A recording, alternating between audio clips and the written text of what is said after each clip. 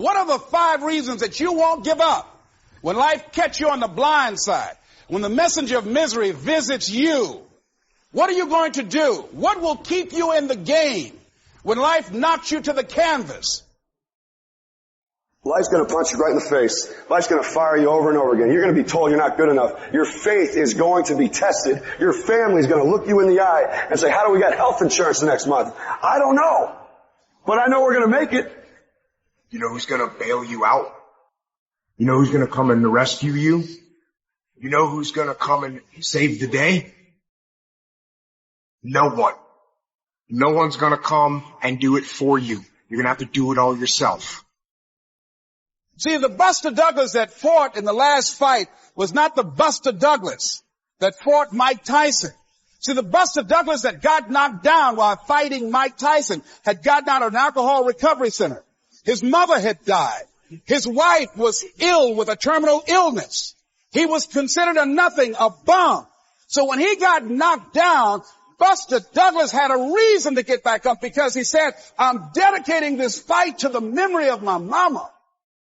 Life is hard, man. That's what it's about. Life is a challenge.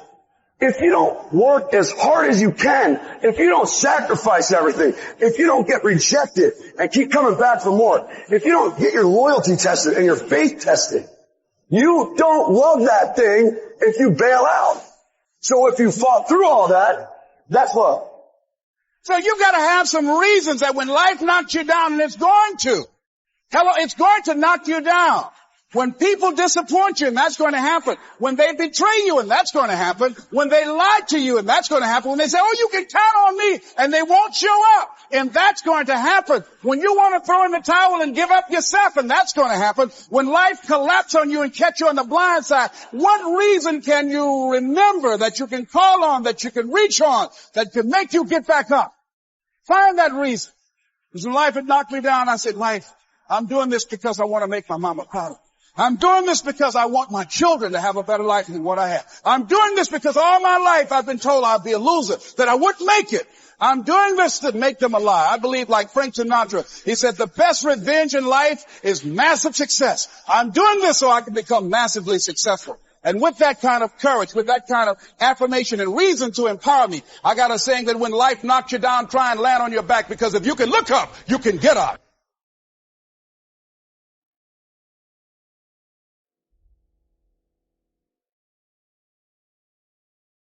You don't have to be grim, but you do have to be serious. Hey, everybody hopes things will get better, but remember, the future does not get better by hope. It gets better by plan. And hope unaided by clear plans can finally become an illness. There's a Bible phrase that says, hope long delayed makes the heart sick. It's a sickness. I used to have the illness known as passive hope. It's bad. And there's one that is even worse, and that is called happy hope. That is really bad. The man is 50, and he's broke, and he's still smiling. That's bad. So get serious. Make plans. Put them on paper. My suggestion from experience. There's a phrase from the Bible that goes, without dreams and vision, we perish. How true.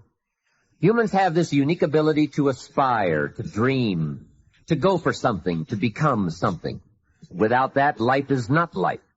We must have dreams and never give up on our dreams. I'd like to share a few ways your use of time are affected by or influence the achievement of your goals. Have you ever thought that without some very clear written goals, you never even need to consider managing your time? Time essentials come from objectives well defined. Time can't be critical if objectives aren't defined. Now you might be one of those uniquely fortunate individuals who can keep all their objectives and purposes clearly defined in their minds and operate from that. But I wouldn't take the chance. Write your goals down and set careful priorities. Sometimes priorities are determined by the season. For a farmer in springtime, the season dictates his most important activities. During the spring, a farmer must work around the clock, burn the midnight oil, and keep the equipment running because he has only this small window of time for the planting of his crops. One of the difficulties of living in an industrialized society is the losing of the sense of seasons, when to pour it on, when to ease back, when to take advantage. It's easy to keep going from 9 to 5, year in and year out, and lose a natural sense of priorities and appropriate time. Don't let one year just blend into the next. Keep an eye on your own seasons, lest you lose track of values and substance. Part of setting priorities is learning to separate major activities from minor activities. This is a whole skill in itself, but once you have learned it, it will pay dividends you won't believe. So learn to put everything on your mental scales to be carefully weighed before you spend time or money. Of your sanity is socially distributed.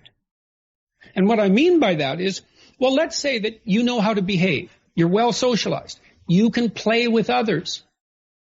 Now, I said already in this conversation, if you didn't learn to play with others between the time you were 2 and 4, you will never learn. And psychologists have beat their heads against the wall trying to rehabilitate antisocial children. They can't do it after the age of 4. Is that because areas of the brain just don't develop? Well, it seems to be partly because the kids fall farther and farther behind. So let's say you make the leap from egocentric dependence on your mother at 2 and 3 to immersion in a peer group. Well, then you pick peers that are at your same developmental level, and you chase each other up the developmental ladder. And the longer you're out of that, the farther you fall behind. And so, kids, 5-year-old kids might come across another 5-year-old kid who tends to cry too much if they don't get their way. And they'll say, we don't want to play with the baby. And what they're saying is, we have to find someone who's at our developmental level, shares our developmental horizon so that we can mutually scaffold our further development. Now, they're not going to say that, obviously, but that's the situation. And kids test each other out when they first meet. So do adults. Game. Can you play? Are you playing at the same level as me? I'm playing my game at the level that will further my development. Can you play along with me? If not, well, maybe you're lower in status and I can pull you up as a mentor. Maybe you're higher in status and I can learn from you. But if you're a peer, we can play together. Anyways, if you're acceptable to your peers and you behave well, they'll accept you. And then they tell you all the time if you're acting appropriately. If your jokes are funny, if you're dominating the conversation, if you're bringing something of value to the table. And all you have to do is pay attention to the social cues, and you'll keep yourself regulated. And at the end of the day, you're going to get what you focus on. They're both true. This is both the most amazing time that's ever happened, ever in recorded history. And yet real things that are terrifying are also happening. But where you put your energy, where you put your attention, where you put your focus, is going to determine what you see. And that is the most fascinating and the most important thing you have to understand about the way that your mind works. You get what you focus on. If you focus on the things that are bad, they will become real. They will become exaggerated. They will begin to monopolize your thoughts. You'll see them everywhere. It's called the reticular activating system. Your mind is literally designed to pay attention to the things that you notice. Once you notice a certain car, you see it everywhere. Once you notice a certain dog, you see it everywhere. Once you hear a certain name for the first time, suddenly you realize that that name has been all around you this entire time. But now that you're focusing on it, now that you're looking for it, it is everywhere. So whatever you look for, it's going to be everywhere. If you look for the negative, it'll be there. But if you look for the positive, it will overwhelm you. When you manage something, you do so to keep it going.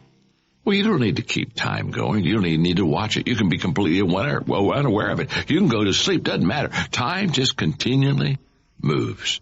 Doesn't need you. It doesn't need me. It just keeps moving. We don't need to do time management because there's nothing to manage. It's automatic. It continually moves. What we need to do is priority management. With the time that is continually slipping away from us, we need to manage our priorities to maximize the time we have. So don't manage your time, maximize your time. How? By doing the things that are the most important to do at that moment. Make every day your masterpiece.